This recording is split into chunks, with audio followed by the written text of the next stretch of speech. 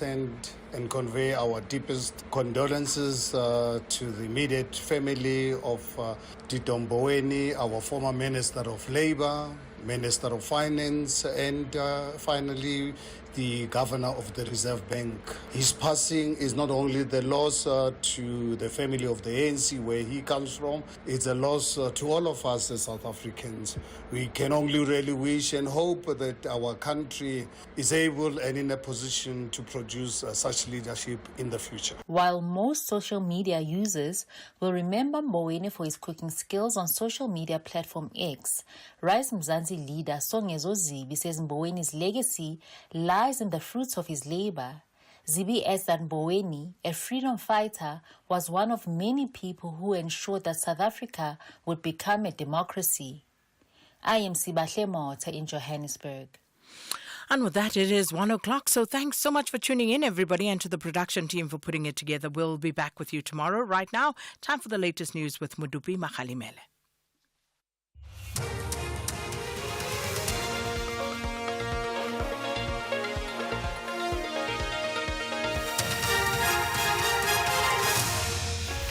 Thank you very much, SK. The top stories, continuing tributes for Tito Mboweni and the JSC interviews for the Western Cape. Very good afternoon. Reserve Bank Governor Lesetja Kganyago has hailed the late former Finance Minister and Reserve Bank Governor Tito Mboweni for shaping the post-apartheid economic policy long before being in government. Kganyago is among scores of people who've been paying tribute to Mboweni, who passed away at the weekend, aged 65, following an illness. Mboweni served as the first black governor of the central bank between 1999 and 2009, and later served as the finance minister between 2018 and 2021. Kganyago says Mboweni had a beautiful policy brain. Tito's contribution goes way beyond him being the governor of the Reserve Bank. He was instrumental in setting out the economic policy of a post-apartheid government, including, by the way, championing the independence of the central bank even before the constitution was written. And Tito had a beautiful policy brain, and that beautiful policy brain could be felt across various aspects of economic policy. Acting Western Cape High Court Judge President Patricia Goliath has sought to explain her leadership style before the JSC. A range of questions were put to her on the relationship between judges and her management of the division. She's one of 7 judges vying for the position of Judge President of the bench. There have been various complaints laid against her by other judges in the division, such as the lack of prompt communication in which the judges would also need to have a say. However, Goliath has disputed the allegations profusely. Chief Justice, I'm the one who introduced judges' meetings. Judges are free to place any items on the agenda, and that is how we've been running. I have an open door policy. I'm most certainly not a dictator. I can reassure this commission any judge can come and raise any issue with me. I did not actually get the impression that she was saying that judges don't have a voice in her comments. The fact of the matter is, I re-established regular judges' meetings. I re-established the tea room to promote collegiality, and any allegation that judges don't have a voice, I must refute those allegations. It is most certainly not true. Tracker expert Maria Pretorius has been going through the movement that a vehicle said to be driven by Longwe Twala on the night that Senzo Meyiwa was murdered.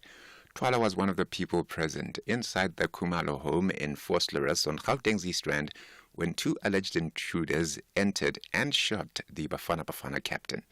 5 men are on trial at the High Court in Pretoria for the 2014 murder. Pretorius has been called to testify after it was alleged by one of the defense counsels that Twala, who was the alleged shooter, also injured himself and went to a medical facility after the shooting. Pretoria says that Twala's vehicle was stationed at the crime scene and moved to Kelly Kumalo's address in Joburg in the early morning after the murder. The Public Servants Association is calling for an urgent summit of all education stakeholders in KZN to evaluate the state of the province's education sector. This comes as over 11,000 teachers in the province are reportedly set to lose their jobs due to budgetary cuts by National Treasury. The association says the summit would help stakeholders assess the ongoing crisis. The PSA's Mlungisi Ndlovu. As PSA in the province, we are calling for this summit for us to be able to engage. You'll recall that in the past 3 years, even the former MEC raised concerns that they were unable to fill about 4,000 educators. That number is increasing. Now, in terms of our own assessment and report, it's sitting at 11,000. Because as PSA, we are saying if you cannot be able to fill the position of educators, which means you are killing the basic systems of education. It is for this reason we are saying we need to be able to engage. And UN Chief Antonio Guterres says any attack on UN peacekeepers in Lebanon may constitute a war crime. Yesterday, UNIFIL said that Israeli tanks broke through the main gate of its base and fired smoke grenades. Israel said it had been trying to evacuate injured soldiers. Israel's Prime Minister Benjamin Netanyahu has demanded the withdrawal of the peacekeepers, something that the spokesperson for UNIFIL, Andrea Tenenti, has rejected. The situation is serious. Has been serious, as I said, since IDF decided and informed us they would enter inside Lebanese territory for these targeted incursions. And after that, they asked the mission to leave some of the positions close to the blue line. And there was an unanimous decision with all the troop contributing countries to stay, because that's our role. We are here because the Security Council wanted us to be here, and we are still in all the positions. The top story, Reserve Bank Governor Lesetja Kganyago has hailed the late former Finance Minister and Reserve Bank Governor Tito Mboweni for shaping the post-apartheid economic policy long before being in government. Up next is The Full Circle. For SAFM News, ke Bridget Masinga. Here, there, and everywhere. SAFM 104.9 FM in Port Shepstone.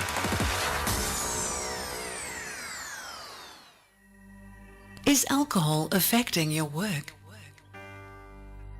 Is alcohol affecting your family? Is alcohol affecting your relationships?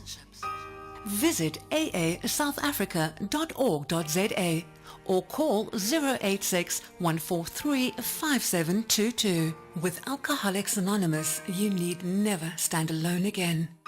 This is a SABC supported initiative.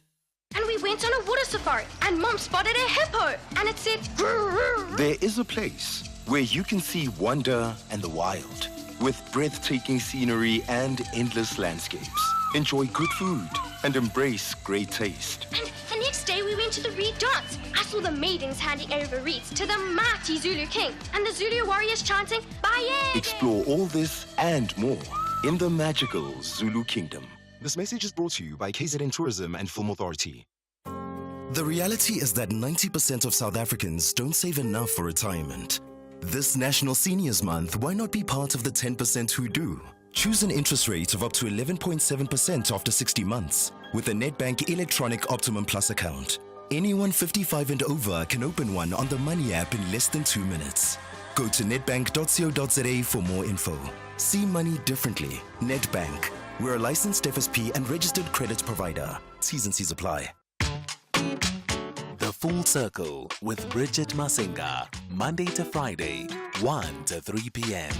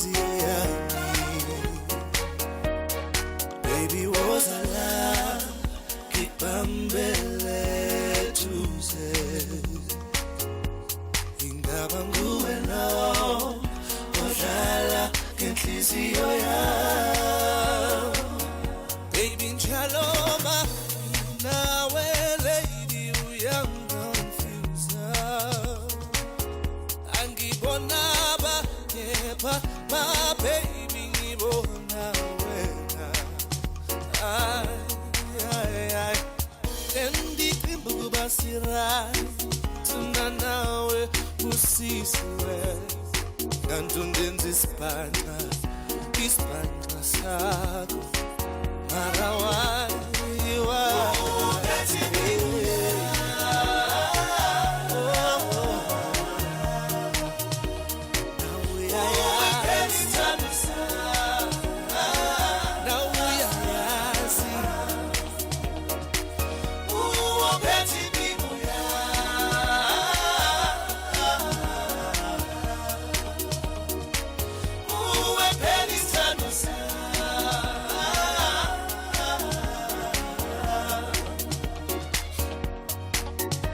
every time I look at you, your eyes, your smile, your touch, it's killing me softly, yeah. Iyajabu, anginawe. Say to you, everything I want and more. You everything I need and more. Baby, you mean the world to me. Baby, you mean everything to me.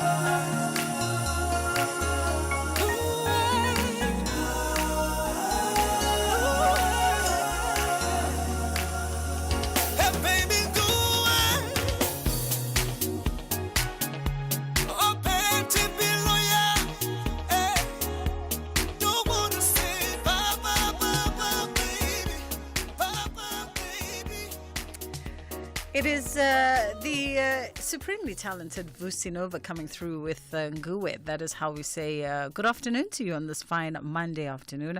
I hope you've had a restful weekend, ready to get the work week underway. We've got lots by way of conversation on our side as well. We are still continuing with our theme, looking at mental health, particularly in the workplace. We're going to have a conversation around workplace mental health crises and perhaps exploring what is the employer's responsibility in this conversation. And then also coming up today, on Mondays, you know that in the first hour of the show, we often have a look at opportunities that are out there for yourself, for members of your household, and we often cast our eyes on the younger members of the household, and today is no different. We are going to be catching up with a founder and managing director of International Education Link South Africa, and they have opened up registration for study opportunities overseas we'll get more context around what those look like, and also just explore a conversation about what are the benefits around studying overseas. A lot more students, I'm an advocate for it, are considering going overseas as an option. So we'll have that conversation. On the other side of 2 o'clock, we are casting our net at looking at the lasting legacy of family businesses. And we're going to catch up with a family-run business owner and find out more just about their story and some of the challenges that they've endured over the years and the pros and cons around embarking on a business that is primarily centered around you and your family. I'm sure there's more pros than there are cons in that kind of situation. So there's a lot on the agenda today. We'll tell you what else is coming up by way of conversation as we get closer to the time. But our lines are open, and 061-410-4107 is our WhatsApp line. And of course, 086-000-2032 is the number that you can call us on. And we'd like to extend our heartfelt condolences and prayers as well to former minister and former Reserve Bank Governor Tito Mbowene's family and friends, as well as his colleagues. If there was one politician, I think, that has truly endeared himself in the hearts of young South Africans, it was the late Tito Mboweni. That news really just shocking everybody over the weekend. He had such a huge following on social media platforms like Twitter, formerly known as Twitter, now X. And a lot of people really enjoyed just engaging with him, not only on serious matters around the politics and the economy of the country, but also engaging him on his clear passion for the culinary arts. He was a man who loved to cook, and he loved his garlic, and he loved engaging his followers around that exploration of the kitchen. And so we'd love to send our heartfelt condolences to those who loved him dearly and say that our thoughts and our prayers are with you at this time. Let's take a quick pause here, and then we'll come right back.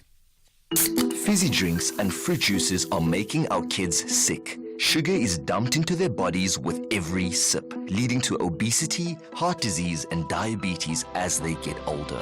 We need to protect our kids from all sugary drinks. Demand a stronger health promotion levy now. Sign the petition on healer.org. That's HEALA.org. South African Airways is expanding in the DRC. We now offer direct flights from Johannesburg to Lubumbashi, the heart of the DRC's mining hub. Our convenient arrival time allows seamless connections to key regions like Ndola and the Copper Belt, opening up new growth opportunities. Traders can benefit from our generous baggage allowance, while SAA's superior aircraft belly capacity ensures your cargo reaches most parts of Congo on the same day. Book now at flysaa.com or contact your travel agent. South African Airways, connecting Africa to the world, one flight at a time. The Mediterranean Knights have a tough task to stop the green and white giants, but the Super Eagles are confident they will fly high with maximum points. This is the Total Energies AFCON 2025 qualifier. Experience the battle of the North and the West. Libya versus Nigeria on Tuesday, 15 October at 9 p.m. Live everywhere for everyone, always on SABC Plus and SABCSport.com. Proudly brought to you by SABC Sport. For the love of the game. You're listening to Bridget Masinga on SAFM. So our first conversation, we're looking at workplace mental health crises and exploring perhaps what could be the responsibility of employers in this conversation. We've seen the recent tragic news of an SAPS as well as a Standard Bank employee, respectively, both taking their own lives over the last couple of days within the work premises. And obviously this sent shockwaves throughout social media and broader South Africa at large, and probably highlighting a very critical issue that goes unnoticed or unspoken about, and that is the mental well-being of employees. And so we thought we'd invite Heidi Duvenage, who is the Managing Director of AdCorp Professional Services, to help us walk through this very important conversation. How are you doing this afternoon, Heidi? Very well, thanks to you, Bridget. I'm great. Thank you. Thank you so much for taking the time. I mean, we've just come out of conversations the last week or two centered around mental health awareness, particularly in the workplace. A very important conversation, I think, to continue having, because whenever we sort of position mental health conversations, it's always more on the interpersonal, and we never really touch on the professional implications of such. Correct. I think it's very important to remember that not only do we have an ethical responsibility as leadership, we also do have legal obligations when it comes to protecting our team members. And if I can refer to specifically, firstly, the Labour Relations Act as well as the Employment Equity Act, that prevents us and gives us the responsibility of not discriminating against certain mental health conditions. But more importantly, if you look at the Occupational Health and Safety Act, we've got a specific responsibility to create a safe working environment for our employees.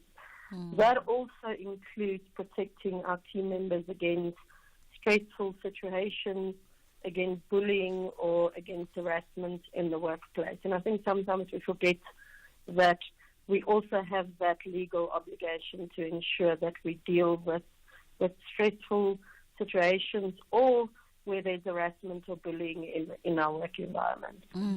I mean, how would you say organizations fare by way of really understanding the weight of the responsibility, as you've outlined, the ethical and legal obligations that they have towards their employees? I think we've made some progress in more recent years through employee assistance programs, but I do think we still lack largely in terms of, as I mentioned, what our legal responsibility is. If I can just use COVID as an example and what has happened since, a lot more people are working remote hours, they're working longer hours, and it's almost become expected of us to do more and to be available 24/7. Us as leaders not managing the workload of our team members is also creating a stressful environment, which puts an employee with mental health conditions at risk. And I think sometimes we forget that it's not just about stopping bullying or harassing, but it's also in not promoting work-life balance and really managing the work levels and activity levels that we expect from our team members. That also does have an impact on whether it's considered to be a safe working environment or not. How do we create these safer work environments? How do organizations go about doing that, but also prioritizing productivity as part and parcel? Look, firstly, there are fantastic employee assistance programs.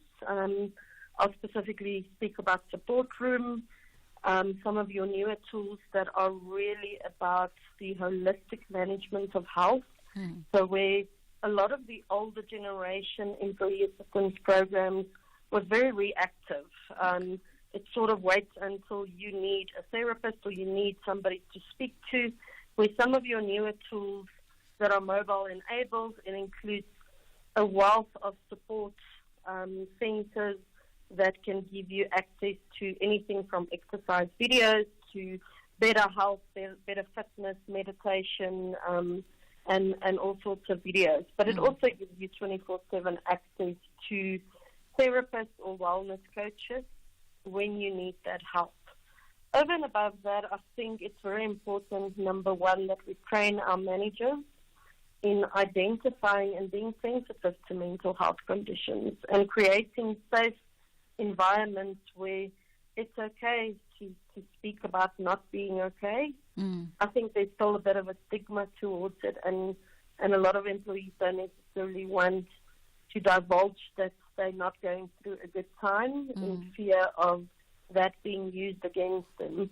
So as leadership, it comes from the top. It's really important for us to talk about it and create safe spaces and environment where people can speak up.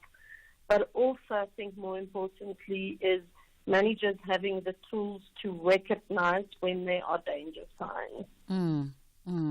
And I definitely want to pick up on that point. But to our listeners, if you are listening to our conversation right now with Heidi as we explore workplace mental health and some of the port or some of the port systems or lack of support that is in those environments, I wonder from your professional advantage point in the places that you've worked, have you found that the companies or organizations that you've worked with have really put in place measures, support measures to address mental health wellness? Have you found that they've provided office environments and organizational culture that makes you as an employee feel safe enough to reach out and speak to somebody about your mental health stresses, whatever you might be going through at that particular time? 061 410 4107 is our WhatsApp line, and of course 086 000 2032.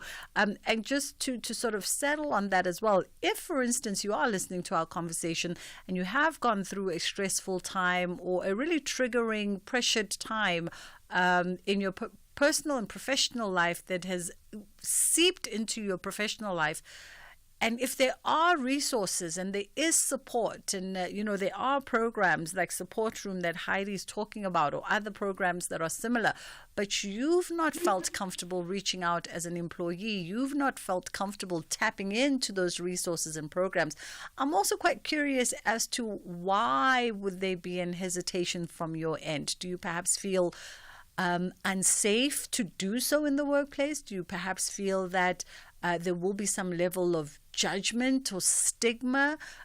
Or do you perhaps feel that maybe whatever you share will ultimately become, corridor chatter, that somehow your private conversations and your private experience will be shared with your team or with the workforce, and you don't want people in your business like that?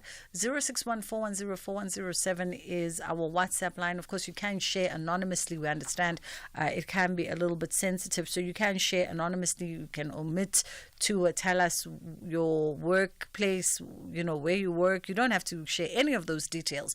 You can just share whether or not, you feel that the environment is safe for you to be able to go out and reach out to somebody if you are struggling with something at any particular time. 061 410 4107 is our WhatsApp line, and 086 000 2032 is the number that you can call us on. Heidi, and you mentioned the point around perhaps more focused training for managers to be able to identify that, there could be pressure points or there could be areas of concern. What would that look like, Sure. in a professional setting? So we don't always see typical red flags, not in all cases, but there are things to look out for.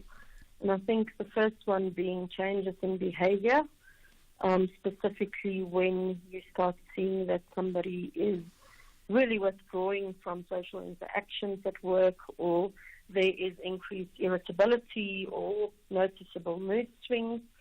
It could be something in the line of declining in performance, where somebody might have been a really good performer and all of a sudden start missing deadlines and having difficulty concentrating or making frequent mistakes. I think looking out for absenteeism, where it's becoming more and more frequent, and then any typical physical symptoms like seeing emotional distress, seeing people or somebody really struggling with headaches or fatigue. Do want to just give a word of caution here is we need to train our managers to be able to spot these and refer these, but there is also privacy and a line of you not getting involved personally, but referring to the right areas of help. because you're also dealing with privacy laws, and you don't necessarily want to put somebody in a very difficult position where they feel like you are interfering in what's happening with them from a personal perspective. Absolutely. We're going to take a quick pause here for the headline news, but we'd love to hear from you in as far as how is your experience at work or in your previous places of employment. Did they really put about systems and support systems to support your mental well-being? Or did they make it safe enough for you? Did they create a safe enough environment for you that you were able to reach out to somebody, whether it is HR, whether it's your manager, to talk about whatever it is that you felt that you were going through at that time that was perhaps creating an environment for you where you didn't feel as though you were quite yourself. It's just gone 1:30. Madupi Mkhalemele standing by with the headline news. Thank you very much, Sister B, and a very good afternoon. In your headlines, the Sawa Trade Union Federation, FEDUSA, has welcomed a court decision that will temporarily halt rail and freight utility Transnet from proceeding with the deal with the Philippine-based ICTSI. Reserve Bank Governor Lesetja Kganyago has hailed the late former finance minister and Reserve Bank Governor Tito Mboweni for shaping the post-apartheid economic policy long before being in government. And health officials in Zimbabwe have confirmed the country's first 2 cases of Mpox. Details of these and other stories at 2. Let's have the conversation. WhatsApp voice notes on 0614 104 107. Hey, Bridget, you are talking about my job. Employees are very reluctant into coming forward or talking. But what we have done where I work is that we have subscribed to a call center, a wellness call center, where people are able to call in anonymously or they can talk to anyone.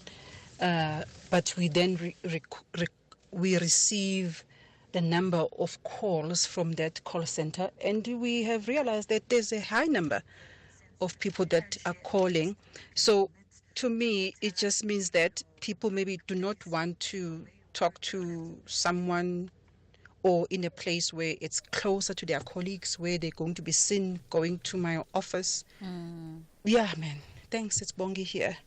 Bongi, thank you very much for the share. And I think it speaks to, the sort of tail bit that I straddled on the question, because I did think, well, would I feel safe enough myself personally going to, our programs manager, our station manager, to share that I'm going through something at that particular moment? And there's been moments where one has gone through emotionally triggering periods in one's life, loss and death and all kinds of things.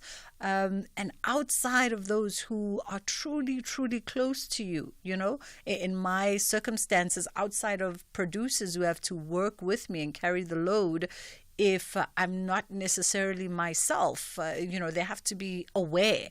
I've never really shared with anybody. 061-410-4107 is the WhatsApp line, and 086-000-2032 is the number that you can call us on. We'd love to know what is your work experience like, and as far as your company addressing or putting about support systems for mental health awareness, mental health interventions. If you're going through periods of darkness, anxiety, depression, just feeling pressured in the workplace, we know that the workplace has its own unique set of pressures as well that come with it. And I wonder if you feel safe enough to go and reach out to somebody. We got a message here that says, hey, Bridget, I started a new job, and in the same month, hubby went into high care, subsequently passed on. Our deepest condolences to you.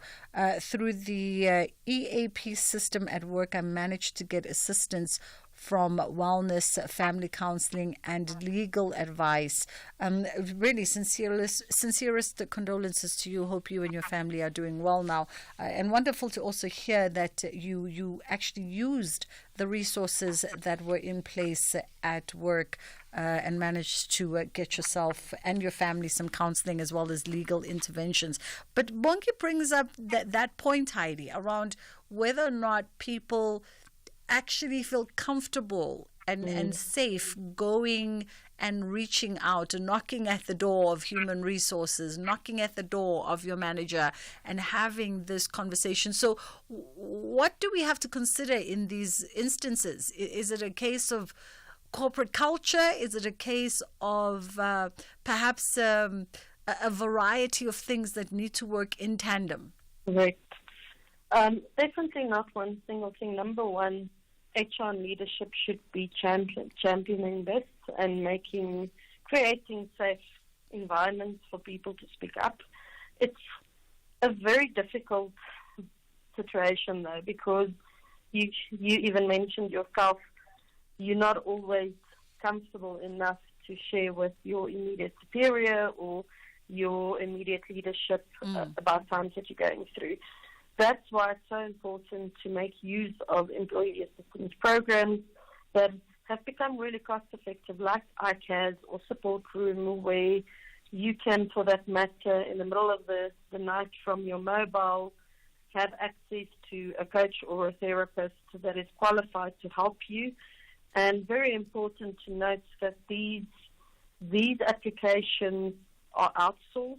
They can and are not allowed to communicate any feedback on anything that they are helping you with to your employer. So it's 100% anonymous. Okay. They can give statistics to the employer in terms of, for example, what should be focused on, whether that is certain aspects of mental health, but they are bound by privacy laws and cannot share that information. And I think that's important for somebody to understand, that when you're using these coaches or these therapists through an ICAS or a support room, that it is 100% anonymous. I want to jump back to, what happened to it? I was about to jump back to WhatsApp 061-410-4107 while they reload our WhatsApp.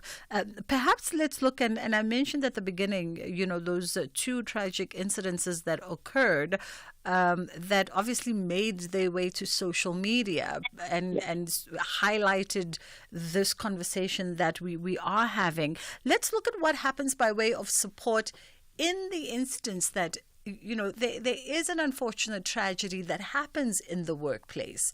How do we then, or what support should be put in place then for the surviving employees that are left behind? Because we also underestimate, just the significance of these relationships that we have with fellow colleagues.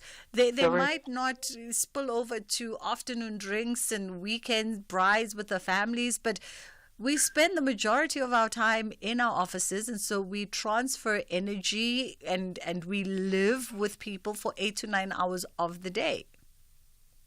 It's a very traumatic experience to go through when we lose a colleague. And I think, firstly, immediate and open communication from your HR department and leadership about the situation. Then offering grief counseling and support to not just the immediate team members, to anybody that's really been impacted and might have had relationships. And then I think monitoring that and making sure that perhaps there's a little bit flexibility in working arrangements and some time off and space for people to get the necessary help. And again, talk to a therapist if they've been impacted by the suicide. Let's go back to WhatsApp. We've got Champ out in Pretoria says, what a topic. The number of people who will engage with it and do it anonymously will tell how safe people are. What is corporate culture if it doesn't reflect the values of those who work in the corporates? PSHR is the employer, sad but facts, and not sure why it exists if it doesn't mitigate such. My current workplace is actually caring. So a bit of a positive but also reflective comment there from Champ in Midrand. Let's go to your voice notes. This is one of those topics that makes me kind of cry but sort of laugh at the same time, because in 2020 when my husband passed away, not only did my employer not offer me any assistance whatsoever, they made the situation worse. One of the first things that they did was insist that I submit my leave forms while I was at my in-laws' place before my husband was buried. They made my life miserable after that. And when it came time for shortlistings and promotions and such, they claimed I was emotionally unstable. So disclosing what was going on in my life actually led to them punishing me for it, and then I guess discriminating against me. So I've learned, I'll tell them nothing. I'd rather just take leave. Oh, that's very unfortunate. That is a very unfortunate case. And I mean, when you think about the fact that if someone has had a significant loss in their life, surely there cannot be expectation for them to be filling out mundane administrative forms. No, it's. I think I always get a bit taken aback if I hear some of these stories, and just sort of reminds me again that we need to remember that we work with human people. We work with colleagues. We don't work with robots. And at times we all go through difficult periods and we all need extra support. Absolutely. I have never in my career to date met anybody that hasn't gone through difficult times. And I think it's just really about finding an environment that is supportive of that when these unfortunate situations happen. Absolutely. Let's jump to Katu quickly in Centurion. Katu, how are you? I'm fantastic. How are you? I'm great, thank you. You sound very chipper. Go ahead. I have to be. The heat is just, yeah. So I'm an author, also, and a mental health advocate. Yes. And Friday we had something with the corporate, and we were just speaking to everybody. And one thing that we must understand is that everybody has a childhood wound that has not healed that we bring into the office. So in the office, it's not just employees, but it's different characters with different upbringings. And the disconnect usually is when we don't have empathetic leaders. So if our leaders are not empathetic and they also struggle with their own issues, it becomes very difficult for everybody beneath them, because your office is normally guided by policies and procedures. If you're in sales, you have to reach a target. If you don't, you get fired. So you need empathetic leaders who can say, okay, you've missed your target. What is the problem? I mean, when I was still in corporate, they actually found out somebody had cancer who never disclosed for close to a year, because they knew it might now be used against them to say maybe you need to go on medical whatever, and it's the end of it. Wow. We've just the line connection just let us down there, Katu, a little bit. Sorry for that, but wow. Okay, and on that point, as we have to wrap it, Heidi. But empathetic leadership is, I think, also central to what you were talking about in the essence of training our leaders to also have the skills, those human skills, those soft skills. Absolutely. We always say at our offices that nobody comes to work thinking, I want to do a bad job today. There are typically reasons if people are going through more difficult periods, and empathetic leadership is really about having those discussions and seeing what is there that we can help with and that we can support if somebody is going through a difficult time. Yeah. We appreciate your time and your expertise today. That was Heidi Duvenage, who is the Managing Director of Adcorp Professional Services. It's gone 22. It's closer to 1:45 at this point in time. Let's take a quick pause and then we'll come back on the other side of this. Fizzy drinks and fruit juices are making our kids sick. Sugar is dumped into their bodies with every sip, leading to obesity, heart disease, and diabetes as they get older.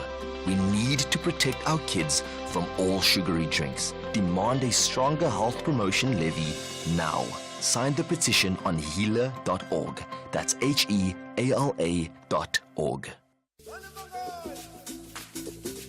Mubango returns for an explosive new season on SABC2. A renaissance of new beginnings, intrigue, and drama with old enemies and new characters. Catch the rebirth season of Mubango every Monday to Friday at 9 p.m. on SABC2 or stream it on SABC Plus. Mubango, Ukovela Panda.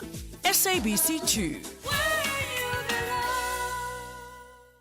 If you think you cannot afford a lawyer, think again. Clientele Legal has made professional legal services affordable for you. Whether it's a civil, criminal, or labor-related matter, we have a nationwide panel of attorneys standing by to assist you. SMS SAFM to 32195. That's SAFM to 32195 and we'll call you back. Clientele General is a licensed non-life insurer and an authorized FSP. Standard rates and terms and conditions apply. Catch the Tastemaster Junior this Tuesday evening at 7 on SABC2. With only 5 contestants left in the competition, the heat is on. This week, they must prepare a family feast with the help of a sous chef who also happens to be their parent. It's a big challenge, but the reward is even bigger. That's the Tastemaster Junior this Tuesday evening at 7. Repeat Wednesdays at 1 and Sundays at 4 p.m. Only on SABC2.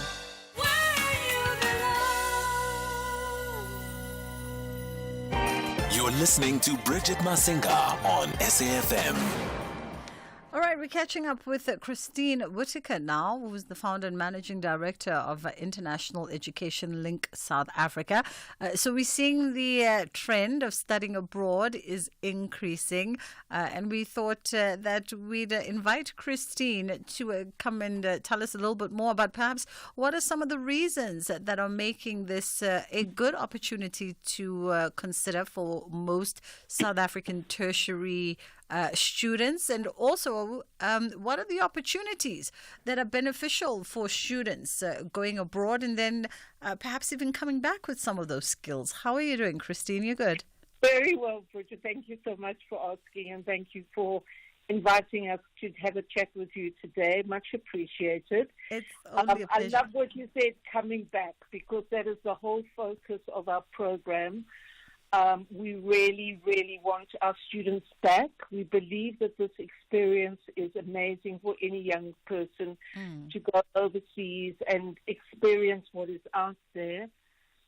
But coming back, once you've gained those skills and work experience as well, which our program also incorporates, we want our students back here because we really believe they can add huge value to South Africa. Absolutely.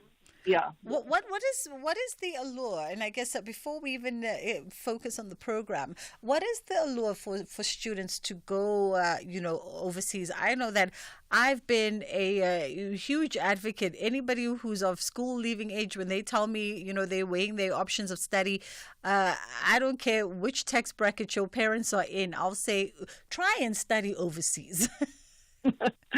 All right, lovely. We've developed a package, which is it works with everybody, and I think that's where we stand alone insofar as that we work with all the kinds of universities imaginable. We've got very affordable ones, some that are more affordable than local studies, because we've really negotiated amazing deals with these universities.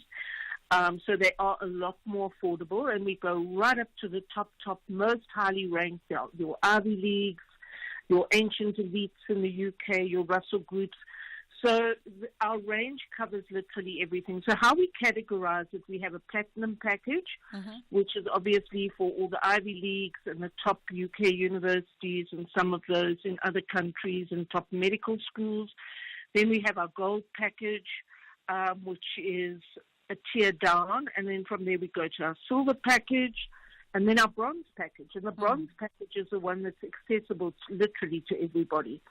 And the beauty about it, students that have started off their undergrad either on the bronze or silver, they can always progress and do their masters on a gold or platinum package, which will look wonderful on their CV one day because they're going to have diversity. They can show they've studied in different countries and they've networked in different countries as well. And they're going to come back possibly with a degree from a top-ranked university of, the top 100 in the world if they look at a good progression. Yeah, let's look at the benefits, but also I'm still very keen on that allure, because someone would go, well, why can't you just go to WITS? Why can't you just go to UCT? There's a host of institutions here that cater to all kinds of needs, but what is the attraction of international study and the benefits of international study? Okay. I think most of our students that come to us because they see the benefit of being able to get into their first program choice, which can obviously be a little bit of a challenge locally in certain programs such as engineering, architecture, medicine, veterinary. These are programs that students really battle to get into, whereas when they come via us to study abroad, we ensure they get into whatever program they wish to get into. Particularly medicine, we're very strong on medicine. So that is, I would say, one of the main reasons. Other reasons they consider studying abroad, which is because they basically they're young, they want to experience the world, which I think is a really good growing up experience for any young student. And they have the benefit of this. We also have offices in the UK, as we do in Europe. We've also opening up an office now in China. So we do have our local people in overseas destinations as well that are always there to be close by if a student needs that extra care. Yeah, I was going to ask, by way of support, what kind of support is offered to the students whilst they're abroad? Okay, well, firstly, we partner, and this is a very, very important fact, which I think every parent should really understand, and it's critically important, that whoever they go to as an agent, they must partner with that university. I tell you why, because when you partner with the university, we are an extension of that university locally, which means, say, for example, the student has special dietary requirements, or they might have a medical problem. We just had a boy recently that's diabetic. We then let the university know this boy is diabetic. Please make sure that he has the proper assistance. And all our partner universities have international departments. So when they arrive there, they are given it's like a home base. It's a support that takes care of all these issues that I've discussed, as well as, maybe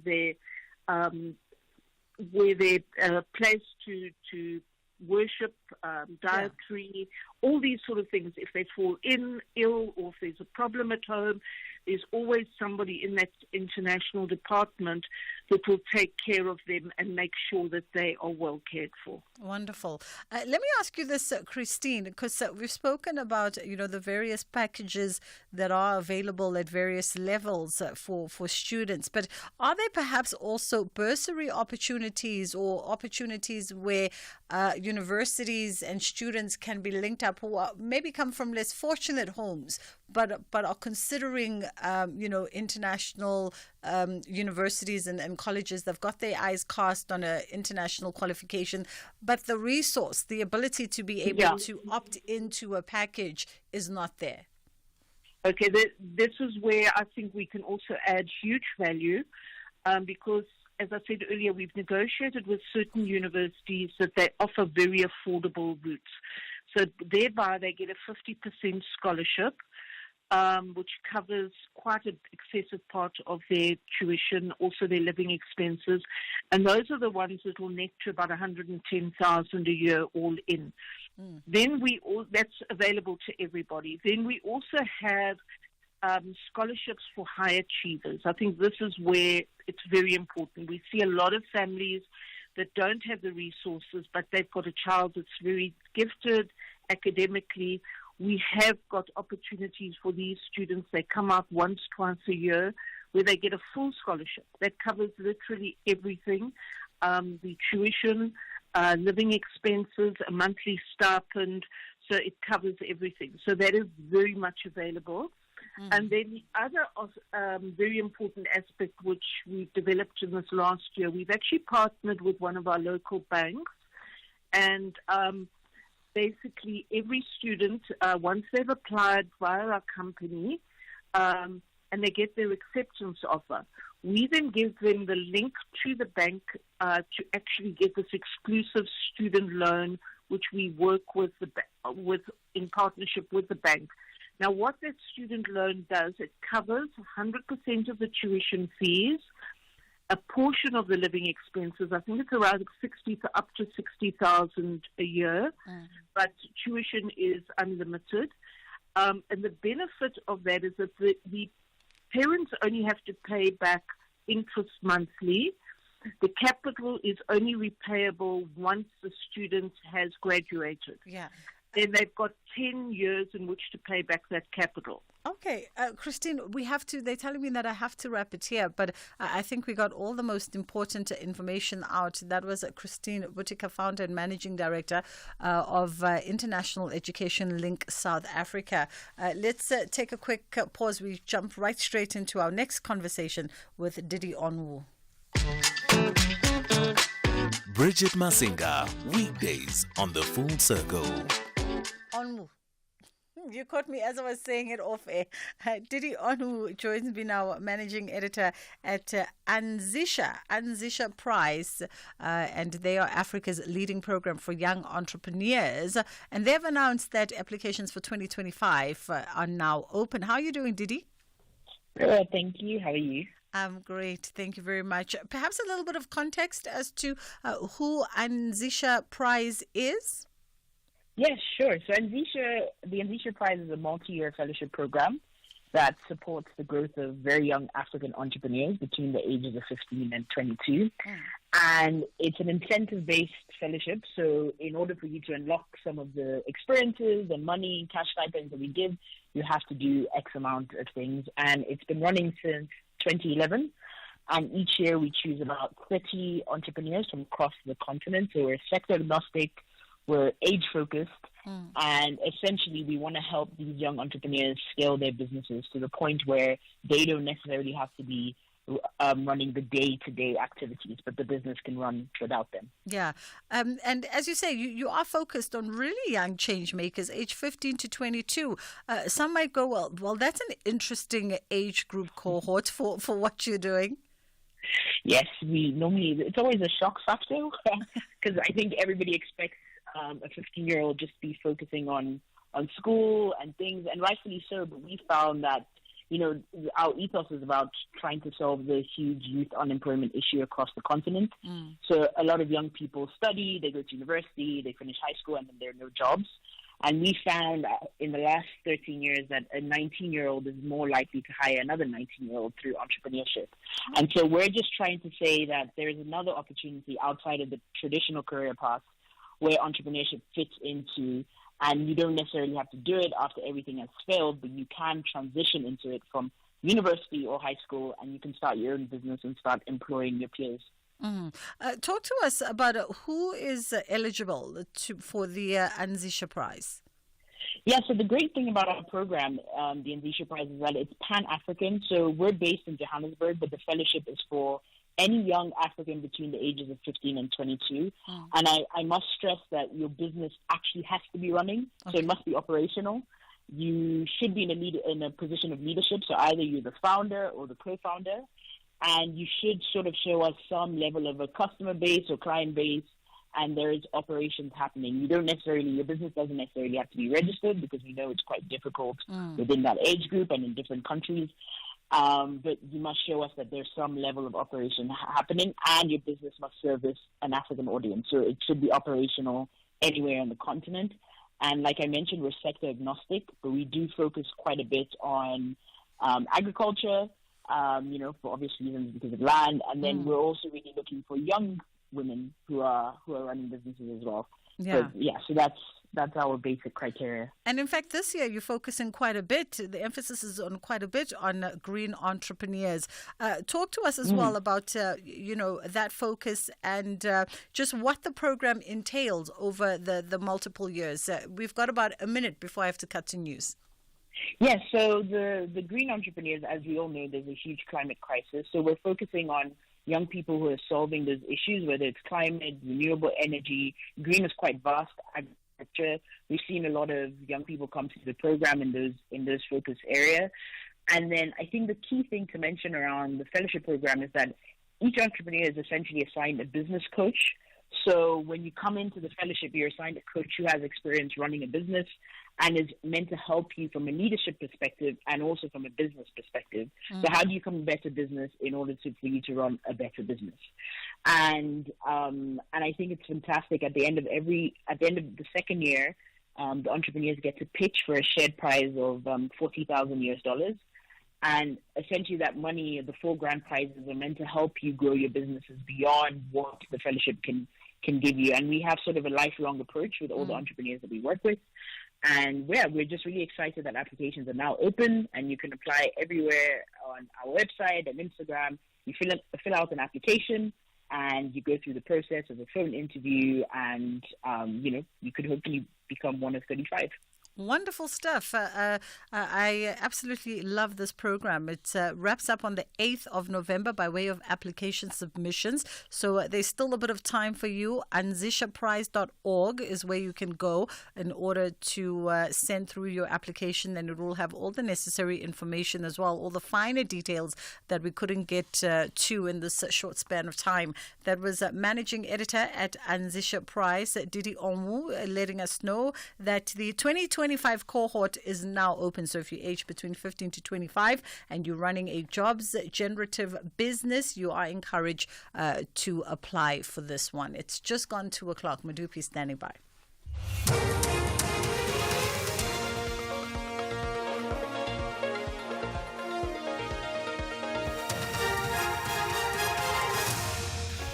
Thank you very much, Bridge. The top stories this hour: reaction to the Transnet court ruling and continuing tributes for Tito Mboweni.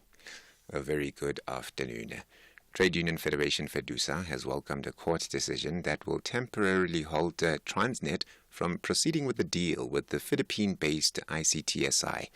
The deal would have seen the company taking over the management of the Durban Container Terminal Pier 2 as a private sector partner to the public entity.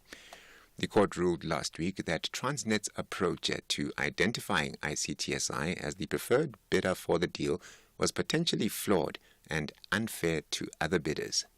Here's FEDUSA's Rifta Ajam. It's indeed a vindication to both FEDUSA and our affiliate in the sector, UNTU. We have been kicking and screaming for the last couple of years, warning that this process is flawed, considering the fact that there's been lack of oversight and accountability in the fact that Transnet has somehow ignored their own internal as well as expert opinions, which had warned about the issues with regards to the tender process and that it may lead to litigation. So at this stage, absolute vindication. Reserve Bank Governor Lesetja Kganyago has hailed the late former Finance Minister and Reserve Bank Governor Tito Mboweni for shaping the post-apartheid economic policy long before being in government. Kganyago is among scores of people who've been paying tribute to Mboweni, who passed away at the weekend, aged 65, following an illness. Mboweni served as the first black governor of the central bank between 1999 and 2009, and later served as the finance minister between 2018 and 2021. Kganyago says Mboweni had a beautiful policy brain. Tito's contribution goes way beyond him being the governor of the Reserve Bank. He was instrumental in setting out the economic policy of a post-apartheid government, including, by the way, championing the independence of the central bank even before the constitution was written. And Tito had a beautiful policy brain, and that beautiful policy brain could be felt across various aspects of economic policy. Tshwane Emergency Services is battling a massive 38,000-litre diesel tanker fire on the N4 westbound near the M17 intersection in Pretoria North. The N4 has been closed temporarily due to safety concerns, and motorists are advised to use alternative routes. No injuries have been reported at this time. Emergency Services spokesperson Lindsay Mguni. Our emergency communication center received the tanker fire at about 9:54 and immediately dispatched multiple firefighting resources from Roslyn Fire Station, Wonderboom Fire Station, Innesdal Fire Station, Central Fire Station, Temba Fire Station, and Garankuwa Fire Station to the scene. Madibeng Fire Services are also on scene from the local municipality. KZN Premier Tamin Dooley has refuted claims that operations to clean up the province are targeting foreign nationals. Police this morning arrested 15 undocumented foreign nationals during an interdisciplinary approach in the Durban CBD. Albert Park is an area in Durban notorious for illicit drug operations as well as hijacked and abandoned buildings. Dooley instead says such campaigns are part of rooting out crime. Today, the police have been able, in fact, to find, cover 15 undocumented foreign nationals in one of the buildings here. Here you could see that people who were here, more than 200 in a very small space, who have built their shelters using the plastics, the black plastics and different materials, which is quite very unfortunate for the city to have such a bad image, which will discourage, in fact, even the tourists. And health officials in Zimbabwe have confirmed the country's first 2 cases of Mpox. The World Health Organization declared a global public health emergency in August after a new type of the virus spread from the DRC to neighboring countries. The BBC's Shingai Nyoga. The Health Ministry confirmed 2 cases of Mpox, the first an 11-year-old boy in Harare, the second a 24-year-old man in southern Zimbabwe. They had both recently travelled outside of the country. Both cases are stable and recovering in isolation at their homes. So far, over 15 countries have confirmed cases of the Mpox virus. Africa has reported over 7,500 cases and more than 30 deaths so far this year. The top story, Trade Union Federation FEDUSA has welcomed a court decision that will temporarily halt Transnet from proceeding with the deal with the Philippines-based ICTSI. The Full Circle continues. For SAFM News, Kimudupi Makhalemele. SAFM 104 to 107 nationwide. The Full Circle with Bridget Masinga, Monday to Friday, 1 to 3 p.m.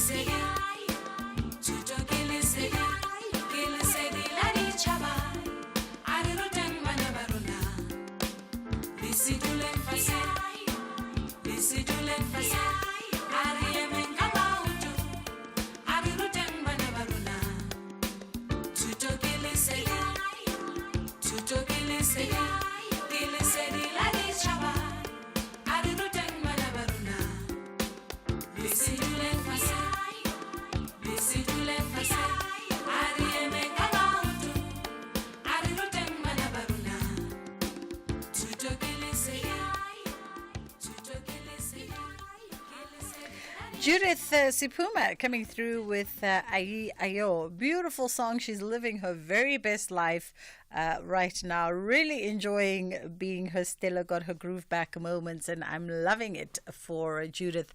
I think you get to a point in life where you just don't care. Where it suddenly dawns on you that you just shouldn't care what people think about you, about your life's choices and decisions, about how you choose to express, in love, in happiness, in who you are. And it takes us a while to get to that particular point because technically we shouldn't care, period.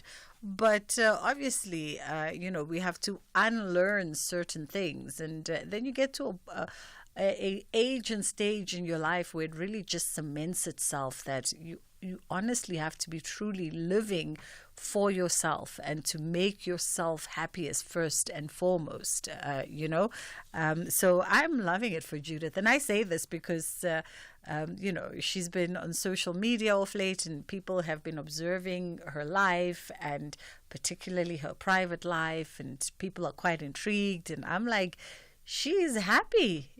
She's happy and smiling from ear to ear, and I love it for her.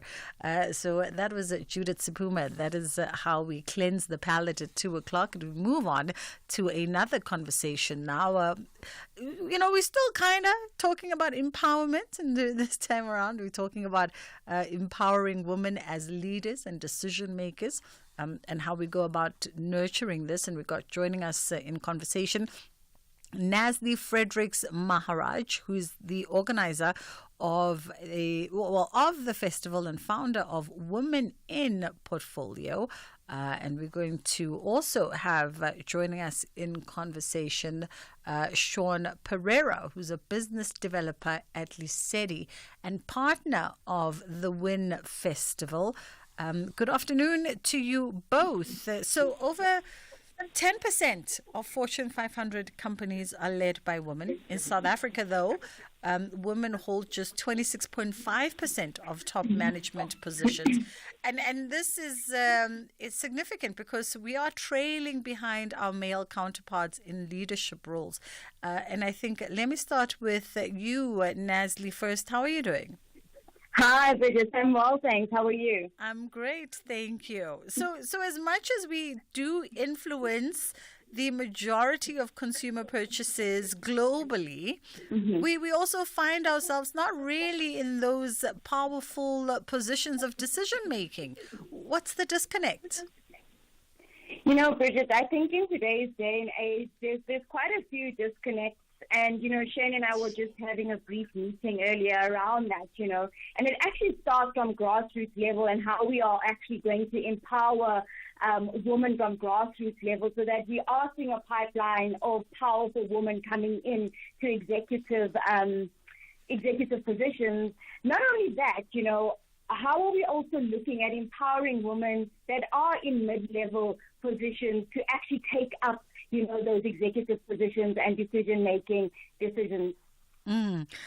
Shane, apologies there for calling you a Sean when you are in fact a Shane. How are you doing this afternoon? I'm very well, thanks for asking, and not a problem at all. And I'm very happy to be part of this conversation. Thank you so much for the time. I mean, your focus is in business development, and let's lay the sort of the scene for why? Why is it that we see, and particularly I think from a South African context, where we see that we are in a country with a population of over 52% women, and yet we are seeing women really marginalized by way of taking up those leadership positions, by way of women being in strategic decision-making roles within organizations. Yeah, no, you're absolutely right. And, us at Lesedi, we're an engineering contractor and quite a mid-sized EPC, so engineering, procurement, construction contractor here in South Africa, being involved in some major infrastructure. But for us, if you look at the value system that we've ingrained in our organization, which one of the core values is around Ubuntu, talks to what Naz was saying earlier as well. We need to be collective as an industry to bring in women as part of the team for those leadership positions. I am because we are is an Ubuntu key element that us as private business are also trying to elevate as key thought leadership topics, key impactful thought leadership topics within events such as WIN that Naz is doing. And for us, it's imperative to get what you're talking about in terms of decision making, the delegation of authority out to the ladies to make decisions for different portfolios. And we can elevate this message through the participation as private business within these areas. I mean, just to give you some example, we've got our own skills academy in Atlantis here in the Western Cape.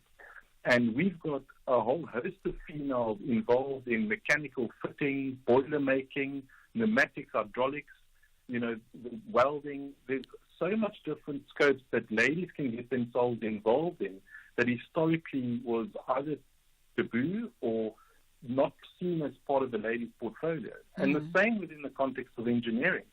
But that grassroots feed up of those skill sets needs to be influenced at even a pre-teen level within our country. And that's where a lot of effort needs to go. And yes, we as wanting to push this agenda as private business, but we also need other stakeholders, including government, to push this agenda collectively in an Ubuntu style. And this is where events of this nature that we'll participate in can help elevate that status. Yeah. And when you talk about the various stakeholders, for instance, and government pushing the agenda, there is a school of thought that will argue that, the policies are there, policies around inclusivity, around gender equity and equality. Those are in place. And in fact, some might even say, I had a conversation a few weeks ago with somebody looking at parastatals, and someone was saying, well, within the corridors of government, and they're doing a lot of business with government is transforming from the inside out, but is the message reverberating across the various entities, institutions that it operates in? Some might say no, depending on your experience. And is it reverberating across corporate South Africa? And the answer there, a lot of people say, no, emphatically so, no. So what do we do? How do we make the presence of women leaders more impactful in advancing not only the positioning of women, but also advancing broader South African society? Bridget, I'm so glad that you actually mentioned that, because, this is why we conceptualize the Woman In platform, because I myself, coming from an automotive industry, coming to the VUCA group, having worked across various events that feed into various sectors such as mining, energy, mobility, we've rolled out Women In initiatives within energy, mining, mobility, retail, digital. And the one common thread across all of them is that, everybody seems to be facing the same challenges, and however, they don't know where to go for that support. That's the one element. The second element is there's so many opportunities across the multiple sectors for women to advance, not only within their sectors, but as a gender as a whole, but they don't know where those opportunities are. And this is why we were like, let us bring all the sectors together. Let us create the Women in Festival. Let us create a platform that breaks down barriers, that breaks down silos, and starts to work with various NPOs, with governments, with private and public sector, so that we can work together to create a platform where if I am looking for holistic empowerment, I'm a woman in energy, then I'm going to go to the Women in platform, or I'm going to attend one of the events. If I'm a woman in mining, but I also dabble in energy, Women in is the place for me. And essentially, we are creating an inclusive and exclusive environment that feeds to all women across all sectors, so that this communication and all the changes that are being done are communicated in a much rapid manner, and people are aware of the opportunities, more so women. Yeah. They're aware of the opportunities that they actually have. And I think it's time that we start breaking down silos and start working together and really shine that spirit of Ubuntu. And, we're greater when we come together. We're louder. We're raw when we come together. Absolutely. Perfect timing. Let's take a quick pause. It's just gone 20 past 2 o'clock. Mubango returns for an explosive new season on SABC2. A renaissance of new beginnings, intrigue, and drama with old enemies and new characters. Catch the rebirth season of Mubango every Monday to Friday at 9 p.m. on SABC2 or stream it on SABC Plus. Mubango, ukovela panda. SABC2. And we went on a water safari, and Mom spotted a hippo, and it said, "Grrr." There is a place where you can see wonder and the wild, with breathtaking scenery and endless landscapes. Enjoy good food and embrace great taste. And the next day we went to the reed dance. I saw the maidens handing over reeds to the mighty Zulu king, and the Zulu warriors chanting, "Baye!" Explore all this and more in the magical Zulu Kingdom. This message is brought to you by KZN Tourism and Film Authority. The Red Devils are well aware that the only way to find the path to the top is to ensure they triumph against Brentford. And so close from Casemiro. However, the visitors are confident that the Bees will be all over at Old Trafford. West Ham struggling to get out of Bumo. They've done it again. Another goal inside the opening minute. How do they keep doing it? This is the Premier League. Do not miss out on thrilling action between Manchester United FC and Brentford FC on Saturday, 19 October at 3:30 p.m. live on SABC3. Also available everywhere for everyone, always on SABC Plus and SABCSport.com. Proudly brought to you by SABC Sport. For the love of the game. You're listening to Bridget Masinga on SAFM. I am quite animated, I think, when I talk. I use my hands and my body quite a bit. But is there any politician more animated than Herman Mashaba? I was watching him now as they give that GNU briefing, 100 days of GNU. And if we lived in another country, perhaps by now he would have a little bobbing head. You know, the little bobbing heads that they put in the cars. I think he definitely would have one. We're in conversation with Nazli Fredericks Maharaj as well as Shane Pereira. And we're talking around empowering women as leaders and decision makers. And of course, this is centered around the festival, the WIN Festival, which they are both partaking in and are stakeholders in the festival.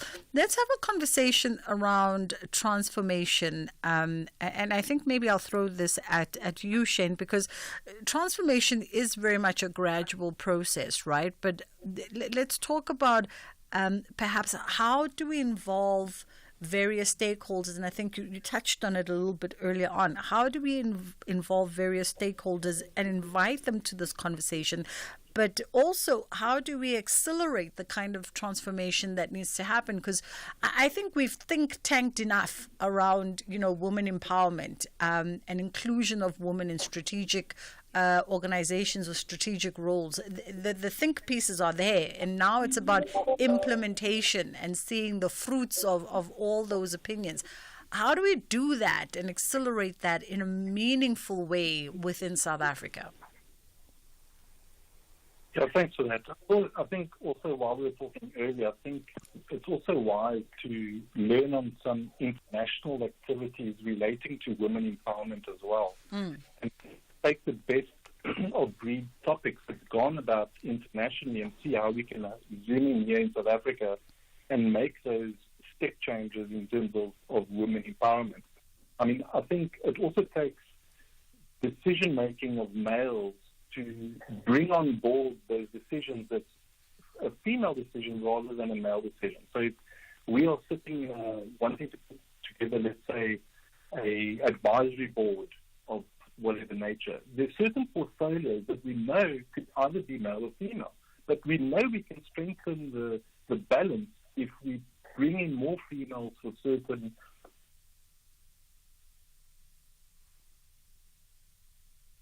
Shane?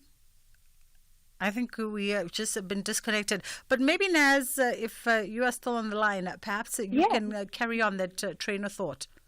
Yeah, so, as Shane was saying, collaborating with influential male voices is essential to us achieving true gender parity, as men are part of the systems that must change, right? I always use the analogy between my partner and I when it's like, if you don't tell me what's wrong, I'm not going to know. Yeah. So, they need to be in the room essentially for them to know the challenges that we as women are facing so that they can go back and actually start driving that change and mobilizing that change. So we need to be involving male allies. And that's exactly what the Women in Festival promotes, a collaborative approach, in dismantling power dynamics and fostering environments where gender equality is a shared goal. And is there room in sort of that collaborative process?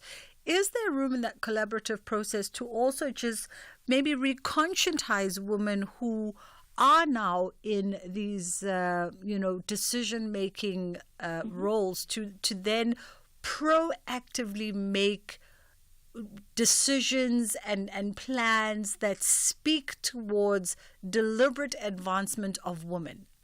Some might talk about how a female perspective decision is very different from a male perspective decision.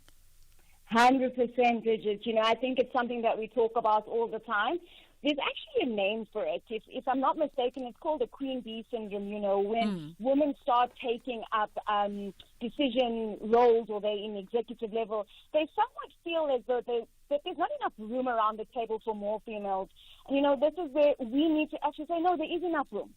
There is enough room for all of us, and we need to start creating these platforms so that we can work together. And as women start taking up executive decision-making roles, that they are actually very aware and passionate and purpose-driven to create more space for more females to enter.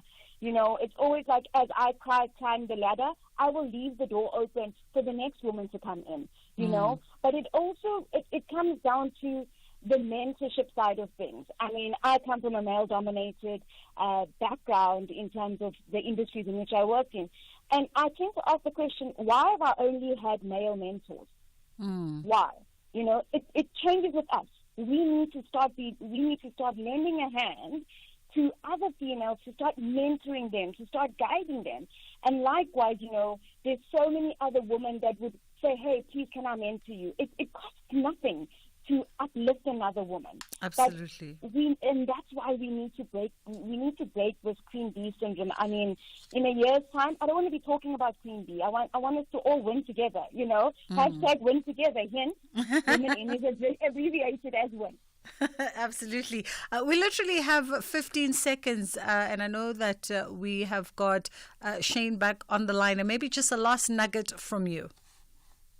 Yeah, I think just coming back to what I said earlier, Ubuntu is imperative. We need to be very inclusive, and we need to be decisive in that inclusiveness, and sometimes making those difficult decisions is what we need to prioritize.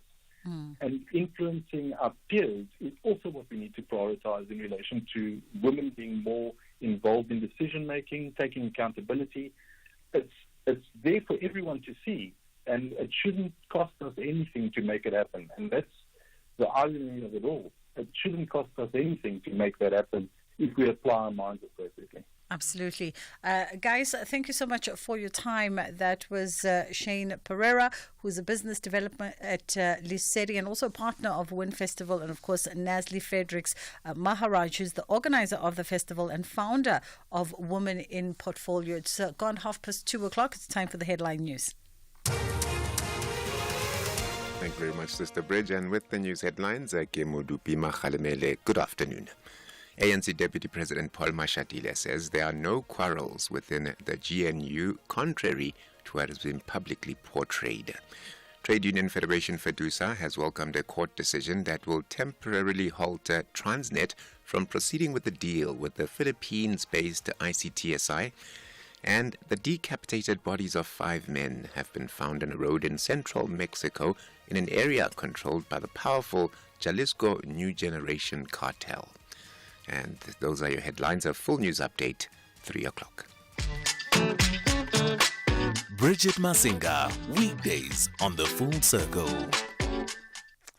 All right, we're in the final stretch of the show, and of course it's just gone 2:30. It's time for us to get into our kids programming with Kids Corner.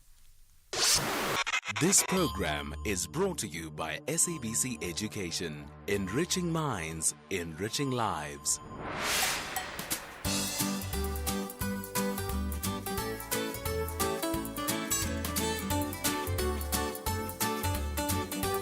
Good day.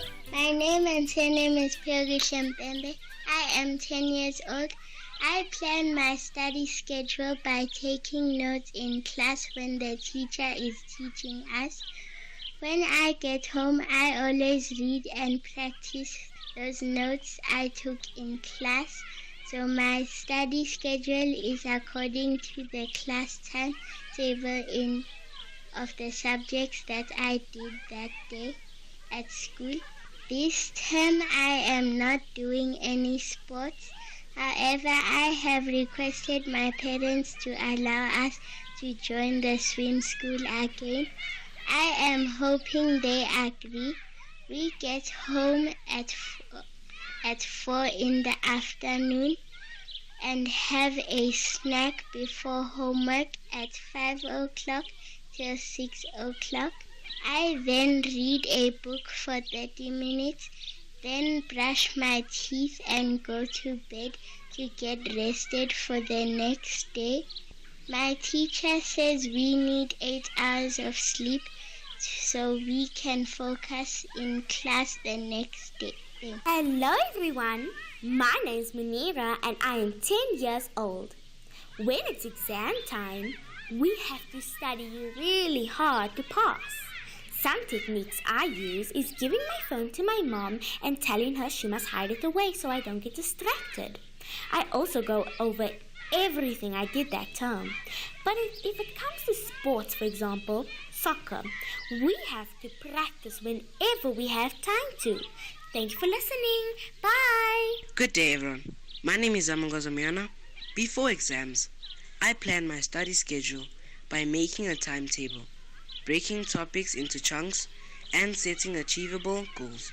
To stay on track, I use reminders, study groups, and rewards for reaching milestones. To balance studying with sports, hobbies, and other activities, I schedule time for each activity, prioritize, and take breaks. This helps me stay focused and avoid burnout. During exam preparation, I avoid distractions like social media, video games, and non-essential phone use. Instead, I use tools like planners, to-do lists, flashcards, and I use other techniques to stay organized and focused. By following these strategies, I can stay on top of my studies and perform well on exams. Thank you for listening. I hope you guys learned something new today. Bye. Hello, my name is Ngamarene Mutangwi. I start studying about a month before my exams so that I don't have to rush.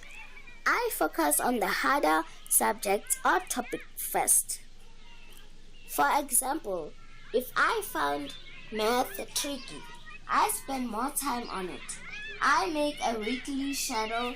I'll study different subjects each day. I set small goals like this makes studying easier and I feel good when I complete it. I make sure I have time for my hobbies and sports too. I study for a while, then I go play or draw. Doing this keeps me happy and not too tired from studying. I try not to stay up late before exams because that might make me feel too tired or distracted. I use a checklist to mark off the subjects and topics I've already studied. This helps me to see what's left, and I feel proud when I check off another task. After I finish a study section, I give myself a reward. Watching TV or having a snack is important to reward yourself because it makes studying more fun and it keeps me motivated to keep going. By staying organized and taking breaks, I balance studying with fun and hobbies, and it helps me feel ready and confident for exams.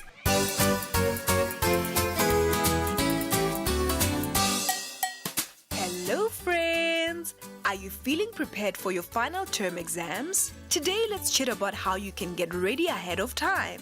Creating a study schedule is a crucial step to ensure you feel confident and relaxed when exam day arrives. First, determine how many days or weeks you have left before your exams begin. Then draft a plan that allows you to distribute your study subjects evenly. Start by identifying the subjects that need more attention and allocate more time for them in your schedule. To help you stick to your study plan, establishing a routine can be really beneficial. Try to study at the same time each day so your brain can adapt.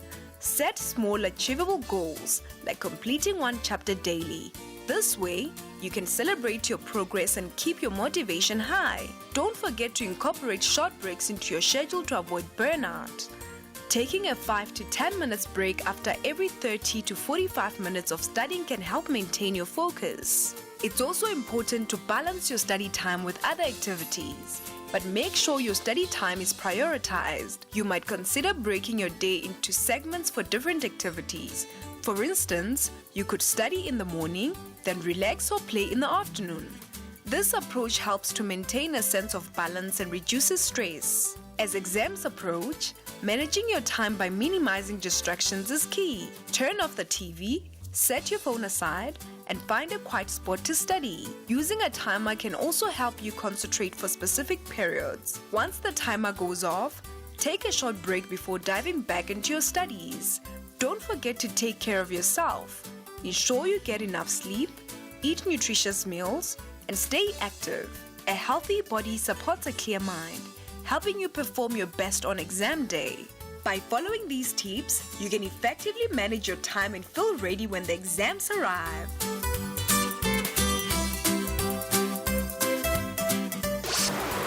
This program was brought to you by SABC Education. Enriching minds, enriching lives. Fizzy drinks and fruit juices are making our kids sick. Sugar is dumped into their bodies with every sip, leading to obesity, heart disease, and diabetes as they get older. We need to protect our kids from all sugary drinks. Demand a stronger health promotion levy now. Sign the petition on healer.org. That's HEALA.org. The Warriors and the Brave Warriors want to demonstrate who are the real warriors when they meet at the battlefield in search of vital 3 points. This is the Southern African Derby of the Total Energies AFCON 2025 qualifier. Experience the thrilling journey to Morocco, Zimbabwe versus Namibia on Monday 14 October at 6 p.m. Live on SABC Sport on DTT Channel 4. Also available everywhere for everyone, always on SABC Plus and SABCSport.com. Proudly brought to you by SABC Sport. For the love of the game. Breast Cancer Awareness Month. Myths versus facts. I'm too young to get breast cancer. Many women under age 40 are diagnosed with breast cancer. Men can't get breast cancer. 1 in 922 men have a lifetime risk of breast cancer. I have never had children and can therefore not get breast cancer. Women who haven't had children or only had them after 30 have an increased risk of breast cancer. Breast Cancer Awareness Month on SAFM.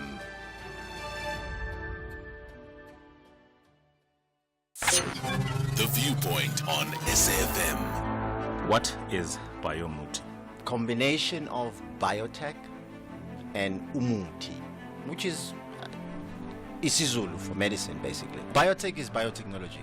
Your ability to take a natural product and put it through, say, for example, aloe. Let's talk about aloe. Take aloe. You take aloe, you process that aloe. On the other side, you have an aloe gel. That whole process is called biotech. You take umhlonyani and you process that umhlonyani in a means of an extraction. And that extraction could mean also just you making tea out of it. That's biotech. Tebogo Tlopanen, founder of Biomuti, a company blending African medicinal plants and modern science to create health solutions based on traditional knowledge.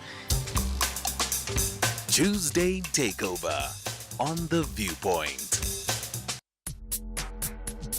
If you're active on social media and love SAFM, we hope you'll take a moment to like or follow our SAFM page on Facebook and Twitter. These are the best places to find all the guest information, conversations, and stories you love from your favorite presenters, along with regular updates from SABC News.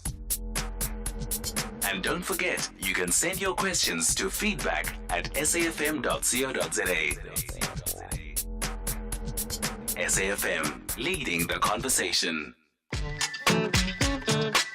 Bridget Masinga, weekdays on The Full Circle. You're listening to Bridget Masinga on SAFM. It is The Full Circle with myself, Bridget Masinga, on SAFM, and we're wrapping up the show today by doubling back to a conversation that we didn't have a lot of time for last time that we tried to have it, looking at the most lucrative tech careers for 2025. And we've got Akil Bodu, who's the co-founder of Zayo, joining me now. We obviously know that a lot of people are attracted to technology-based jobs. The technology job market is one that's quite lucrative, quite attractive, and also seeing rapid transformation, right? And so we thought we'd have this conversation, and it's a nice time to have it as well, because a lot of school leavers are considering what to do with themselves. There's a lot of folks that are already at perhaps year 1 or year 2 of tertiary and thinking around alternative careers, or even if you've already been in the job market for quite a while, but you're looking to pivot into something more technological based, then this might be the conversation for you. How are you doing this afternoon, Akil? I'm doing fine, thanks, Bridget. It's good to be here. How about you? I'm great. Thank you so much. We appreciate you carving out the time for us. We don't take it for granted at all. And I think I want to, before we even get to things like data science and the rise of data science, I want to just double back to our previous conversation, because we had quite the rushed conversation last time, where we were looking at the most lucrative tech careers for 2025. And maybe let's start around the industry, and it's gotten great PRing, I think, on the back of, Silicon Valley, the advent of international brands like Apple and a whole host of others. It's gotten really great PR over the last 20 years or so. And it's really just cemented its space in sort of the professional landscape. Why is it still so attractive for young folks to get into? But also it seems like on the one hand it's attractive, but on the other side it offers challenges by way of barrier to entry. Yeah, no, you've raised a very good point. I like how it's a unique way, the way you phrased it, right? It's something that looks very attractive on the outside, and it's been happening for a long time now, right? The reason it's attractive, it comes with a reason, right? It's because there is a good fundamental reason why we need developers and why tech is actually needed, right? Like a lot of companies are now moving online, or have already moved online if they're not online. And the process of going digital itself requires a lot of development capacity. It's a need in this day and age. Who can survive without their phone? You need your phone to operate. You need your phone to access multiple things, right? So there is a fundamental need for companies to hire talent to help them stay digitally apt, right?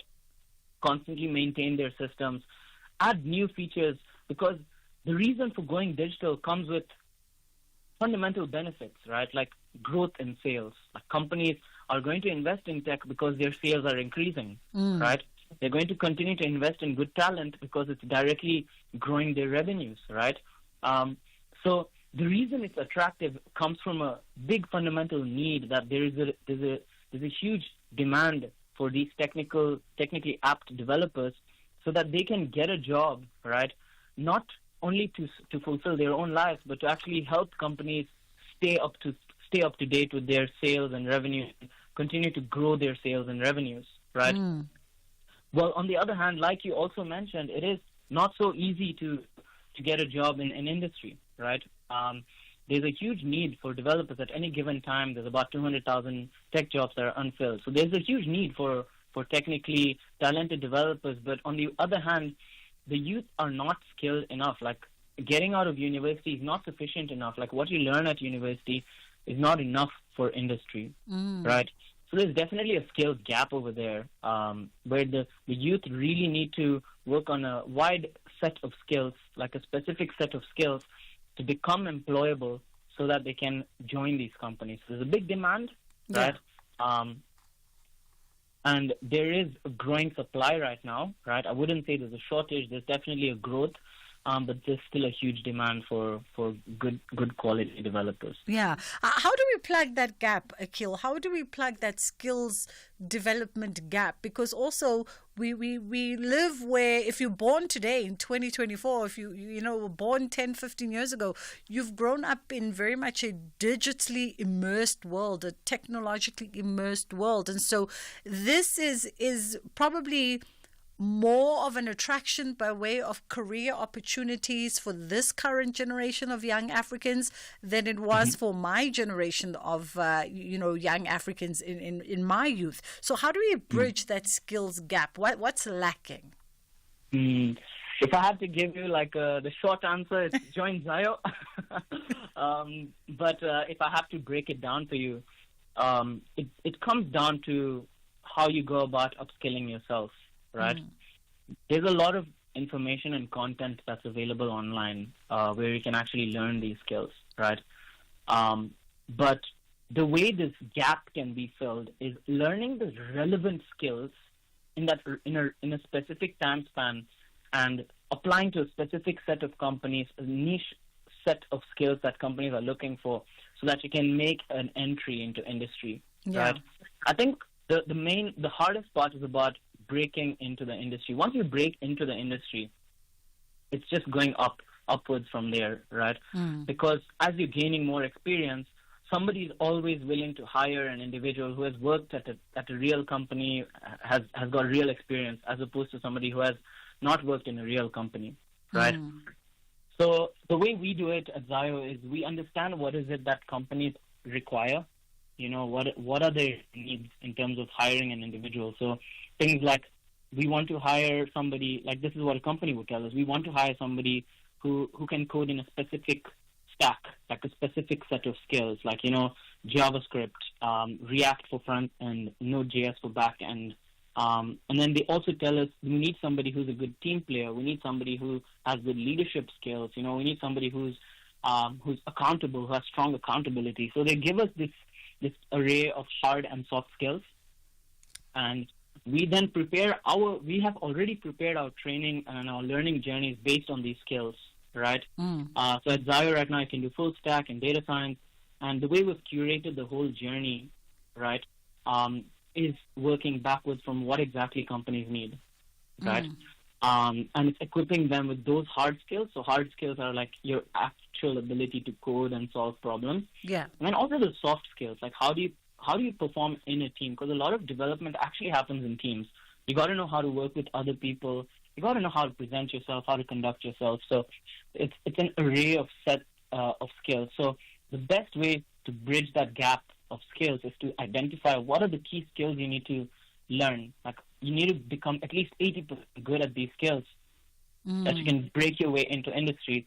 And once you're into the industry, the hard work doesn't stop. You continue to work hard to go above that 80, up until 90, up until 100% good with those skills, you know. Absolutely. I want us to just pause here quickly, Akil, for a short ad break, and then we'll come back on the other side. We'll get into the data science, but we'll also touch a little bit about, the earning potential within the technology space for those who have a natural attraction or curiosity towards moving in that direction professionally. It is The Full Circle with myself, Bridget Masinga on SAFM. Let's take a quick pause, and then we'll come right back. If you think you cannot afford a lawyer, think again. Clientele Legal has made professional legal services affordable for you. Whether it's a civil, criminal, or labor-related matter, we have a nationwide panel of attorneys standing by to assist you. SMS SAFM to 32195. That's SAFM to 32195 and we'll call you back. Clientele General is a licensed non-life insurer and an authorized FSP. Standard rates and terms and conditions apply. South African Airways is expanding in the DRC. We now offer direct flights from Johannesburg to Lubumbashi, the heart of the DRC's mining hub. Our convenient arrival time allows seamless connections to key regions like Ndola and the Copper Belt, opening up new growth opportunities. Traders can benefit from our generous baggage allowance, while SAA's superior aircraft belly capacity ensures your cargo reaches most parts of Congo on the same day. Book now at flysaa.com or contact your travel agent. South African Airways, connecting Africa to the world, one flight at a time. Congo-Brazzaville wants to ensure that AFCON bronze medalist South Africa gets nothing during their visit to Brazzaville. However, Southern Africans Bafana Bafana want to represent the region well by collecting maximum points. This is the Total Energies AFCON 2025 qualifier. Experience the exciting journey to Morocco. Congo-Brazzaville versus South Africa on Tuesday, 15 October at 6 p.m. Live on SABC3 and SABC radio stations. Also available everywhere for everyone. Always on SABC Plus and SABCSport.com. Proudly brought to you by SABC Sport. For the love of the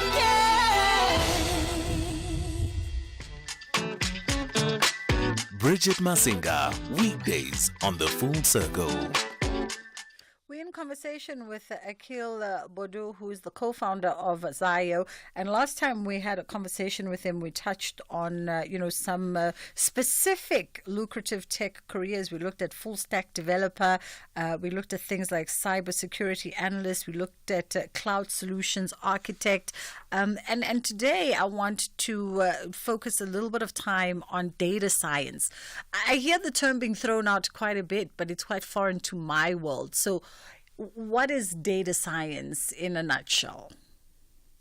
Yeah, so look, data science is essentially the understanding of data so that companies can make better decisions, right? Whether it's decisions to grow revenue, decisions to use, to work at optimum efficiency and so on, right? So it's broken down into the process of,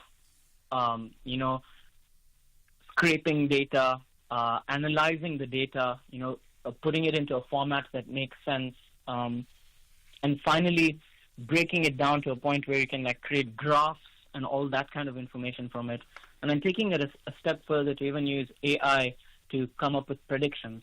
So your Netflix recommendation system, or on YouTube those recommendation system, that's all built using data science skills. Yeah. And tell me this, Akil. I mean, we talk a lot about data mining and, my data is being accessed by this company, that company, every time I click on the cookies and this, that, or the other. But how important is data, in this day and age, and considering the amount of information that we've got out there on sort of the World Wide Web? No, 100%. You know how people throw around the term very loosely that data is the new gold.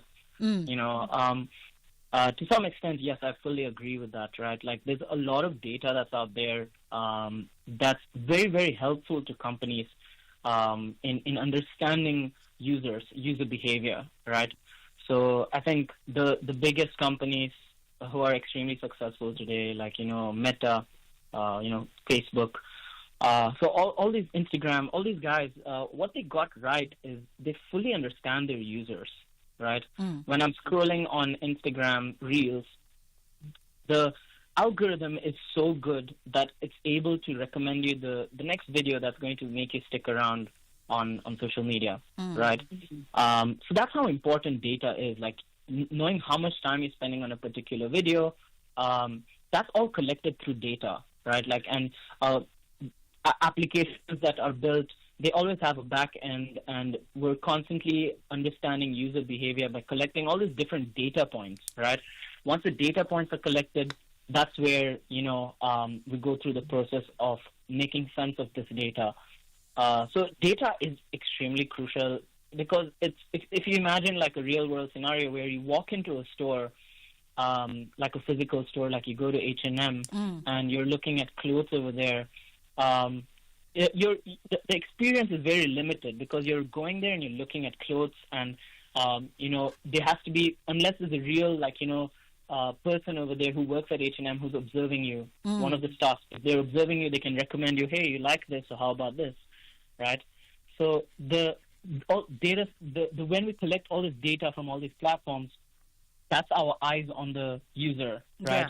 Yeah. Data is the eyes on our user and understanding their behavior, so that now we can provide them with better recommendations. And look, the main goal is so that we can get them to buy something from us as a company. Absolutely. Right? That's why companies invest so much in data scientists, is because they directly help them make more money. Like, they can grow their sales and revenues by convincing a user to buy more products from their store, right? Yeah. Let's, in our last couple of minutes, I know that you offer a variety of tailor-made courses at Zio. Let's maybe just quickly touch on those and just also just how lucrative are these careers? If we're looking at data scientists, for instance, at an entry base, what are we looking at? I think you can start off with a 15K salary in South Africa, right? As a data scientist, and that can gradually increase. So it's a range. It's normally given in a range. 15 to 25,000 rand is the general starting salary, right? But with time, that can go all the way up until 100,000 rands a month. So it's a pretty wide range. But again, like, what pays you is how much experience you have. So you start off with a 15K salary. Within 2 or 3 years, you're earning about 50K, a month. Maybe around 5 years, you're earning a lot more. So it's a gradual increment up until at least 100K, per month. I'll take that any day. In our last 30 seconds, for those who want more information with Zio, please remind us again about your digital presence so folks can go out and actually have a look at some of your tailor-made courses. Absolutely. So Zio is basically an online coding school where we train individuals to become employable and land their first job in tech, right? We have a data science course as well as a full stack web development course.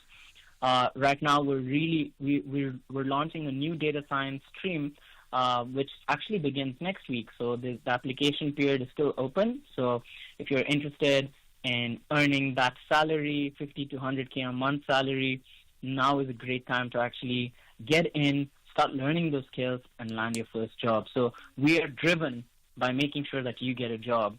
So definitely sign up on Zio. Wonderful stuff. Akhil Bodu, co-founder of Zio, we appreciate the time with you today and, of course, that knowledge around the most lucrative tech careers for 2025. It is 3 o'clock. Ashraf is literally standing at the door of the studio now, ready to take over, bringing you the national pulse between 3 and 6 o'clock. From myself and my team, we thank you so much for choosing to be in conversation with us. Inshallah, God willing, we do it again.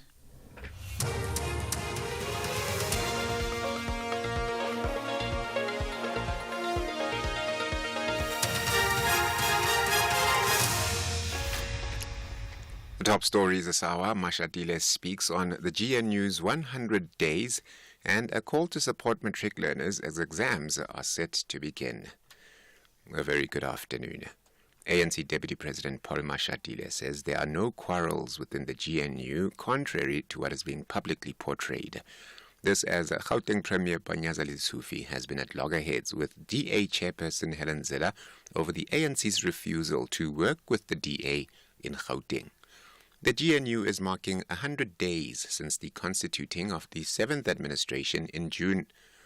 Mashatile says the ANC in Gauteng told them that the DA is making it difficult for them to form a government and were therefore instructed